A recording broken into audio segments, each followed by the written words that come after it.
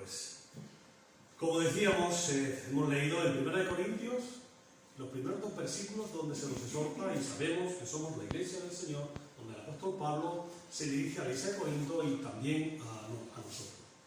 Y después hemos visto en el capítulo 12 lo que el apóstol Pablo sigue diciendo, que somos el cuerpo de Cristo, donde el Señor Jesucristo es la cabeza. Y ahora vamos a acercarnos a 1 Timoteo, capítulo 3, los versículos 14, 15 y 16. Ellos dicen así: esto te escribo aunque tengo la esperanza de ir pronto a verte, para que si tardo sepas cómo debes conducirte en la casa de Dios, que es la iglesia del Dios viviente, columna y baluarte de la verdad. E indiscutiblemente grande es el misterio de la piedad. Dios fue manifestado en carne, justificado. Espera, esto me pasó antes. Vamos a empezar a grabar ahora. O por lo menos a que se nos oiga mejor.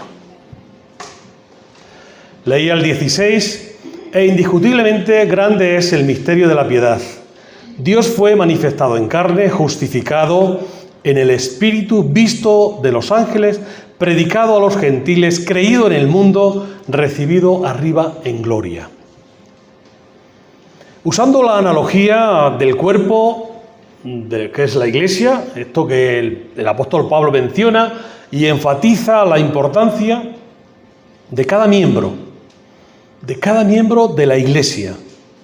Porque dice, así como el cuerpo es uno y tiene muchos miembros, pero todos los miembros del cuerpo, siendo muchos, son un solo cuerpo, así también Cristo. Esto hemos de tenerlo claro, muy claro. Si alguna parte es considerada sin importancia, alguna parte del cuerpo es considerada sin importancia, todo el cuerpo pierde su efectividad. Por tanto, todos somos muy importantes. No solo los que cantan, los que tocan, los que predican, los que hacen cosas, no, todos somos importantes, porque los que no hacen deben hacer, porque todos tenemos las capacidades que Dios nos ha dado para hacer cosas en su iglesia. Pensar que su don o el don del otro es más importante que el mío o que el otro, pues no. O pensar que el don que yo tengo es más importante que el tuyo, esto sería un orgullo espiritual que no corresponde, ¿no? Porque no debiéramos menospreciar a aquellos que quizá aparentan ser menos importantes. Digo aparentan. Ni ponernos celosos con aquellos que manifiestan dones, parece más impresionantes, que tampoco lo son. Al contrario, debemos usar los dones que se nos ha dado. Los dones que hemos recibido de parte de Dios. Y animar a los otros, a todos, a cada uno de nosotros, a usar los suyos. Porque si todos tenemos dones, ¿por qué no todos trabajamos haciendo algo? Si no lo hacemos, el cuerpo de Cristo va a perder mucha confianza. Va a disminuir lo que es y lo que llama el apóstol cuerpo de Cristo, donde Cristo es la cabeza. Porque si solo trabajamos o trabajan unos pocos, ¿qué pasa con los otros? Aquí el apóstol Pablo, en el versículo 16, yo creo que interrumpe cuando habla también, y en los versículos 14 y 16 habla de la casa de Dios. Interrumpe la instrucción directa que hace al principio para describir la naturaleza de la iglesia, poniendo su enseñanza en perspectiva. Es decir, y es muy probable que el apóstol Pablo ya había dado esa esencia de instrucciones a Timoteo, pero él quiso que se quedaran escritas para que pudiéramos saberlas y conocerlas también nosotros. La iglesia de Alcalá, pues la iglesia de Villalba y la iglesia local en cada lugar que pueda estar establecida.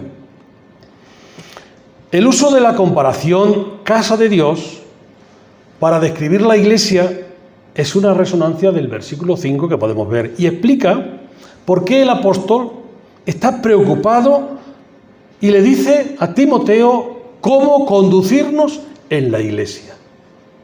Él tenía una preocupación. y se lo dice. Y no solamente se lo contaría antes, como digo, sino que lo deja escrito para que nosotros lo veamos y podamos ver también que eso nos aplica a nosotros. Ciertamente el apóstol amplía la ilustración al introducir en el texto columna y baluarte de la verdad. Es decir, hay un fundamento específico de la Iglesia. El apóstol Pablo no está dando más énfasis aquí a lo que es la Iglesia que a la verdad que debe vivir la Iglesia y a esa verdad que debe proclamar la Iglesia. El significado es que el trabajo de todos es para dar testimonio de la verdad.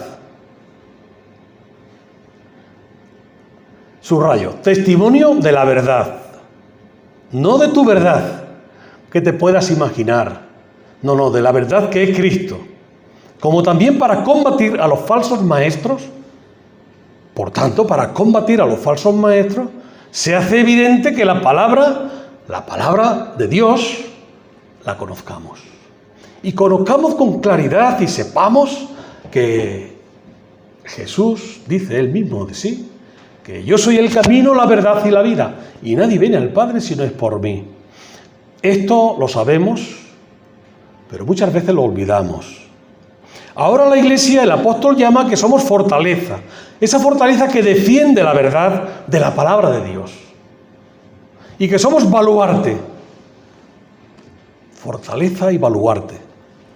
Aquí cabe recordar todo lo que nos llega como verdad, que no lo es. Pero muchos son confundidos pensando que es la verdad. Y yo ya he dicho más de una vez, tenemos un privilegio con las redes sociales, pero al mismo tiempo, mal usándolas, nos perjudican. Quiero decir, cuando parece que en ellas encontramos la verdad, ahí no está la verdad. En muchos casos ni siquiera hablan de Cristo.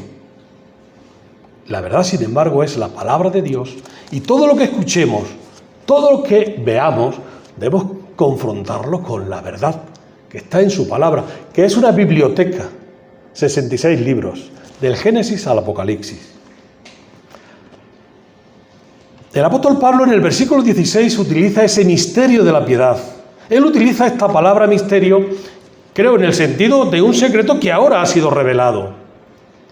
En vista de su énfasis en el servicio, debe tener en mente los aspectos prácticos de esa piedad. Y asume que la grandeza del misterio va a ser evidente por sí mismo, por él mismo Jesús. Por tanto, se nos insta a cómo debes conducirte en la casa de Dios.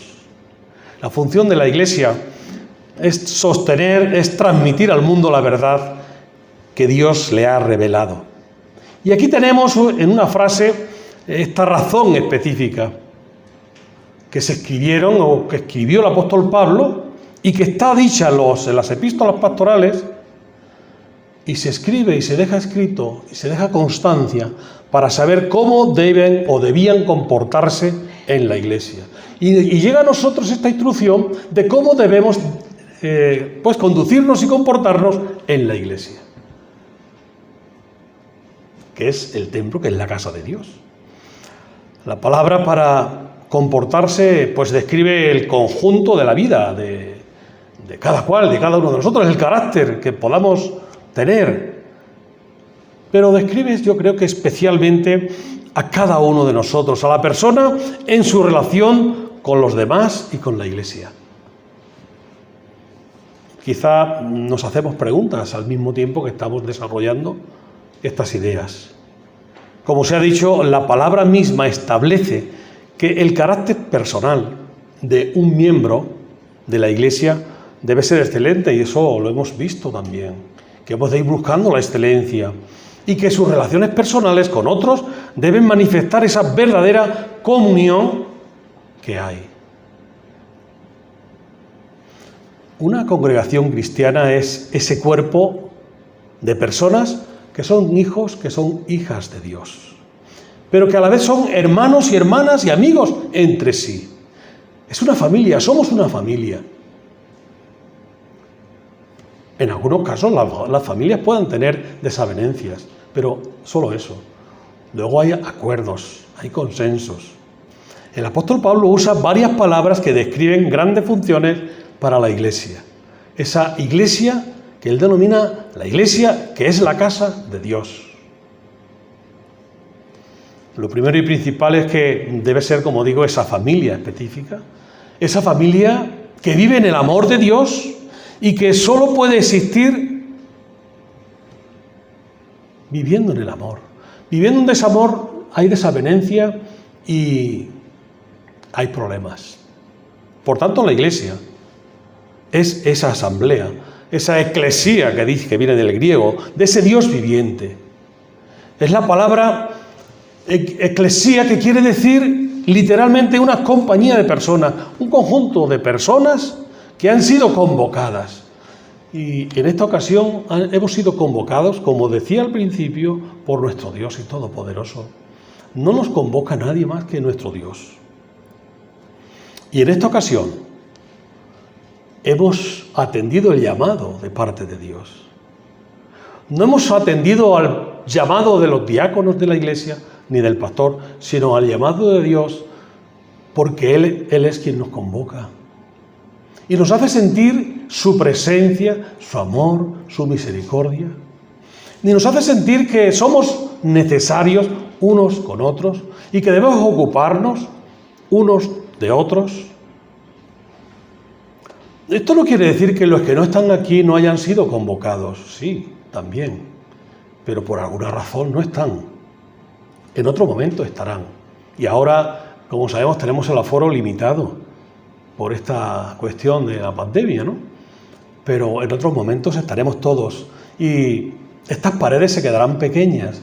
De manera que el Señor hará crecer su iglesia de tal manera que tengamos que estar en otro lugar, posiblemente.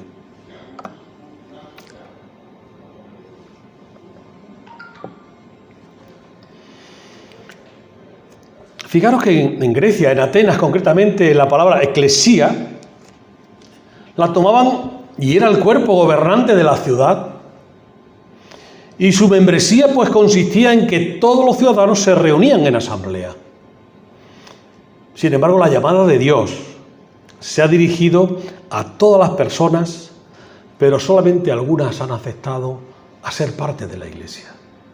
Y yo doy gracias a Dios porque todos los que estamos aquí formamos la iglesia, porque todos hemos recibido al Señor Jesucristo en nuestro corazón como nuestro único y suficiente Salvador personal. Ahora bien, si hay alguien que no ha recibido a Cristo en su corazón, hoy es día de salvación. Hoy puedes aceptar a Cristo en tu vida y formar parte de su iglesia. Dios, evidentemente, no selecciona. Es decir, la invitación es a todos. Recordemos el texto en el Evangelio de Juan, capítulo 3, versículo 16. De tal manera amó Dios al mundo que ha dado a su Hijo unigénito, para que todo aquel que en él cree no se pierda, sino que tenga vida eterna. Cierto es que no todos responden a este llamado de parte de Dios. Pero los que responden lo hemos hecho por fe. Porque por gracia sois salvos por medio de la fe. Y esto no es de vosotros, es don de Dios.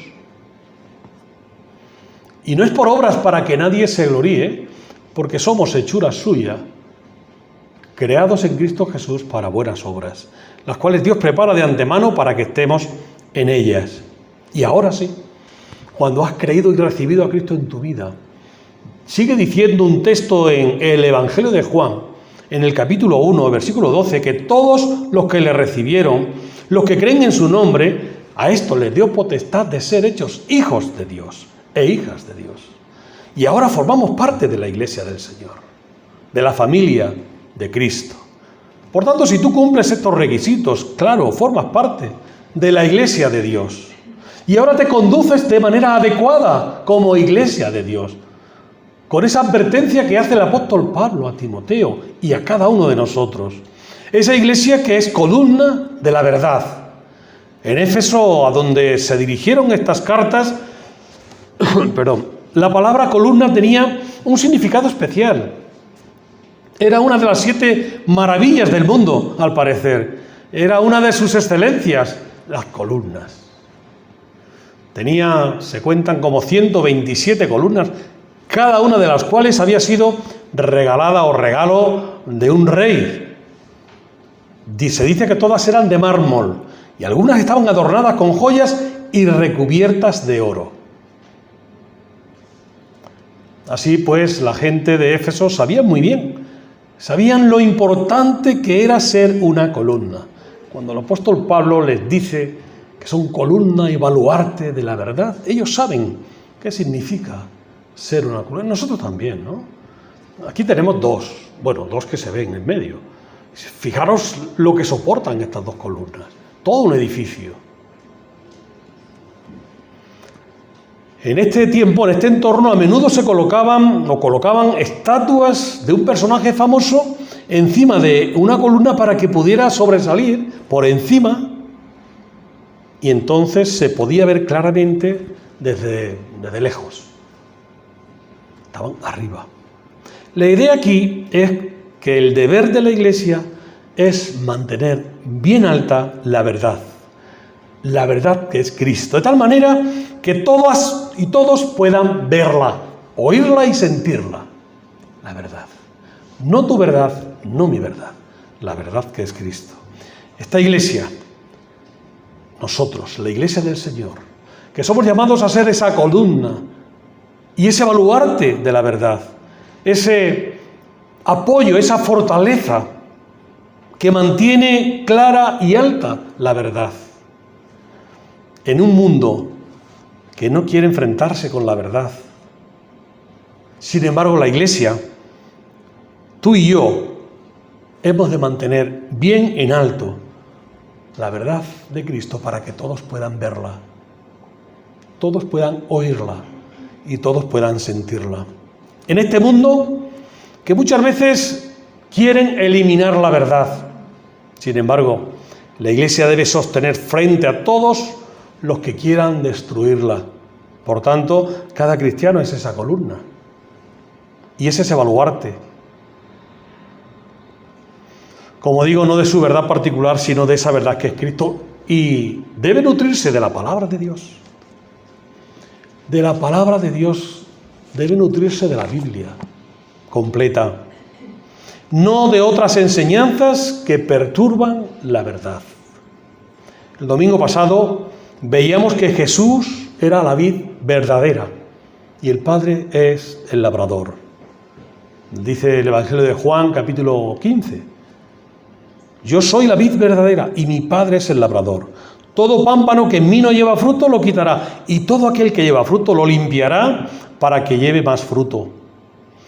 Por tanto, vemos que nuestro fruto depende de cuánto estamos en la vid verdadera. Y así cada cristiano, cada cristiana se conduce en la Iglesia aceptando, eso sí, toda la palabra de Dios y no dejando de congregarnos como algunos tienen por costumbre, sino exhortándonos, hablándonos directamente a la cara, no por la espalda, diciéndonos las cosas con amor. El no asistir a las reuniones cristianas establecidas de la Iglesia, esto pierde estímulo y la ayuda que otros puedan necesitar. Fijaros, el aforo está lleno, pero cuando tenemos los cultos en el WhatsApp a lo mejor no estamos tantos. El aforo debe renovarse también. Es decir, hay hermanos y hermanas que tenemos que seguir orando para que sientan la necesidad de estar. Nos reunimos para anunciar nuestra fe y fortaleza y también para hablarnos los unos a los otros y darnos cuenta de las necesidades que podamos tener unos y otros. Al acercarnos en estos tiempos que estamos viviendo y ver y darnos cuenta que estamos al fin de los tiempos, estamos próximos a ese día en que Cristo volverá. Esto dice Esto aprendemos de la palabra de Dios. Afrontaremos problemas espirituales, afrontaremos tribulaciones e incluso persecución. Fuerzas anticristianas van a crecer con mucha más intensidad y la estamos viendo. Vamos, yo lo veo en las redes sociales sobre todo y en la televisión cristiana. No sé vosotros. Me preocupa bastante todo eso que está sucediendo.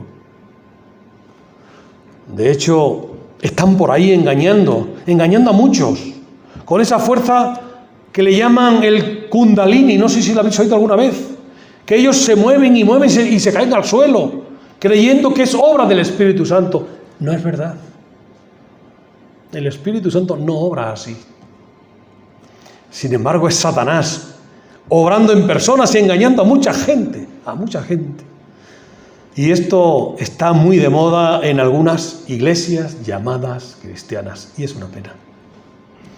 Todo esto es ejemplo de lo que no hay que hacer ni estar en estas fuerzas que dicen algunos espirituales, de ese ritual Kundalini que digo. Las dificultades nunca debieran ser excusa para no estar, para no congregarnos, para no hacer un esfuerzo mayor si cabe, para estar juntos, para vivir como familia, para amarnos cada día más, para vivir el Evangelio, para sentirnos bien y guiados por el Espíritu.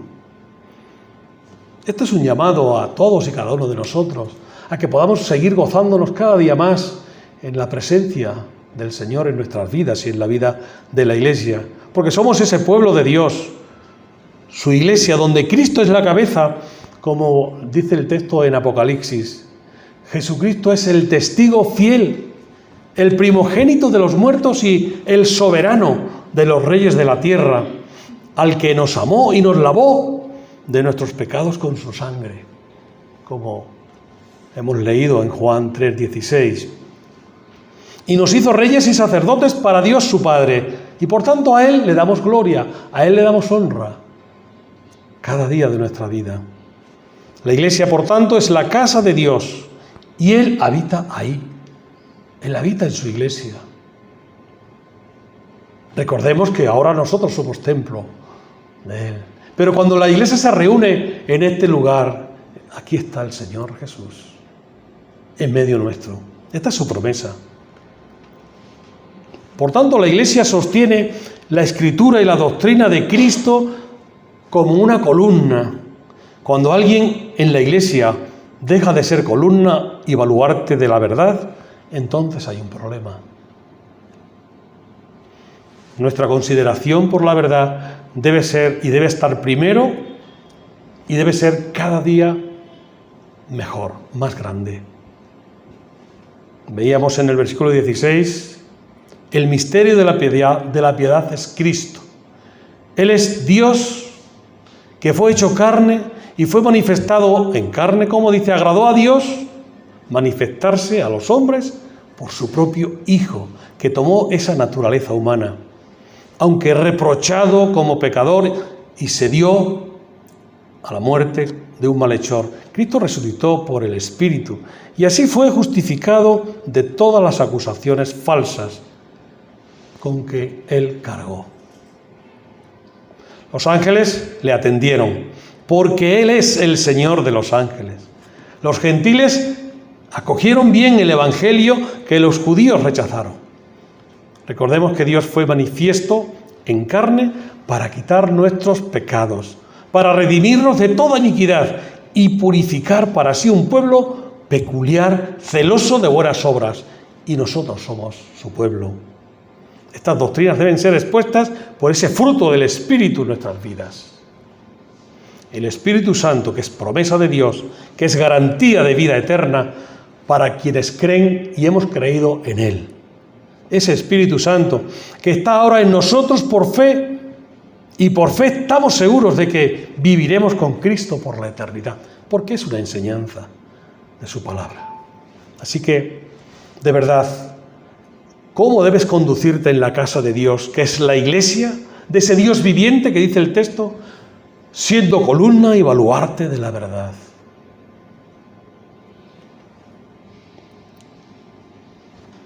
En este silencio cabe preguntarse, ¿estás siendo columna y baluarte de la verdad? ¿O estás en otras verdades que te parecen también interesantes? Dios quiere que tengamos claro cómo debemos comportarnos siendo su iglesia. Porque Dios desea que cada uno de nosotros tengamos una buena actitud, una actitud adecuada en la iglesia, que es suya, no dejando de reunirnos, siendo fraternalmente afables, aportando cada uno lo mejor de sí, buscando la unidad.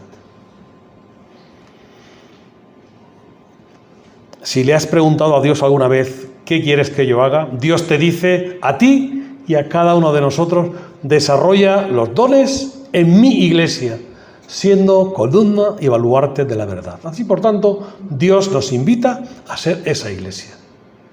¿Estamos de acuerdo? ¿Amén? Amén. Amén. Pues que Dios nos bendiga. Así que nos fortalecemos en las promesas de nuestro Señor y seguimos adelante, siendo columna y baluarte de la verdad. Que Dios nos bendiga. Vamos a tener una oración juntos. Padre amado, te damos gracias por tu palabra, por tu mensaje. Señor, reconocemos que tú eres nuestro Dios. Oh Señor, y que tu Espíritu Santo nos guía en todo momento. Y que esta enseñanza, oh Señor, llega a nosotros y nos recuerda que somos esa columna que tú quieres, ese baluarte que tú necesitas, Señor, para proclamar tu evangelio, para proclamar tu verdad en este mundo contaminado a falta de esa verdad. Te pedimos, Dios mío, que tú nos guíes y nos dirijas en todo momento para que podamos ser esa iglesia que tú quieres que seamos. Señor, ayúdanos cada día de nuestra vida a serlo. Y oramos una vez más para que tú, oh Señor, nos guíes en este camino que nos has trazado y que nos guíe tu Espíritu en todo momento para que podamos ser así, Señor. Oramos por aquellos que hoy no están aquí con nosotros, que tú les bendigas, que tú les guardes, que tú les defiendas, oh Señor, y que tú estés con cada uno de ellos y sus necesidades. Te pedimos, si alguien escucha este mensaje y no conoce al Señor Jesucristo en su vida, te rogamos, te ruego, Dios mío, que tú hables a su corazón y le hagas sentir la necesidad de tener al Señor Jesucristo como Señor y Salvador de su vida. Todo esto te lo pedimos dándote gracias, en el nombre y por los méritos del Señor Jesús. Amén. Ahora, Dios, despídenos con tu paz y con tu bendición, y que la gracia de nuestro Señor Jesucristo, el amor de Dios nuestro Padre y la comunión del Espíritu Santo sean con todos y cada uno de nosotros, ahora y siempre. Amén. Amén. Pues que Dios nos bendiga y que nuevamente nos podamos encontrar en nuestra iglesia o en el grupo de WhatsApp.